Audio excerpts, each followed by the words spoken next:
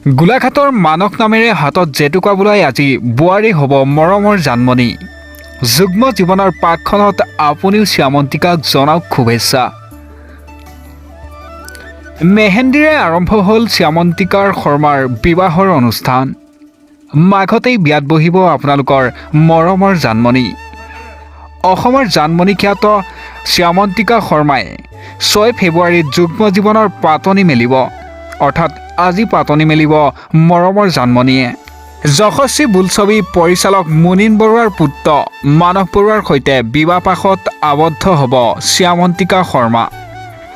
উল্লেখ্য যে শ্যামন্তিকাই বিবাহৰ খবৰ পোনতে ৰাজহুৱা কৰিছিল বিগত ডিচেম্বৰৰ 19 তাৰিখে। এটা সাংসাৰিক জীৱনৰ পাতনি মেলিবলৈ আগবঢ়াৰ খবৰ নিজেই শ্বেয়াৰ কৰিছে ইনষ্টাগ্ৰামত। এতিয়া অসমবাসীৰ মনত জানমণিৰ হিচাপে স্থান দখল কৰা শ্যামন্তিকা হ'বলগীয়া বিবাহক লৈ বহুজনেই জনাইছে শুভেচ্ছা আৰু জনাবলৈ আৰম্ভ কৰিছে সামাজিক মাধ্যমত। ইতিমধ্যে দুয়োৰে বিবাহৰ চিঠিও ভাইৰেল হৈ পৰিছে।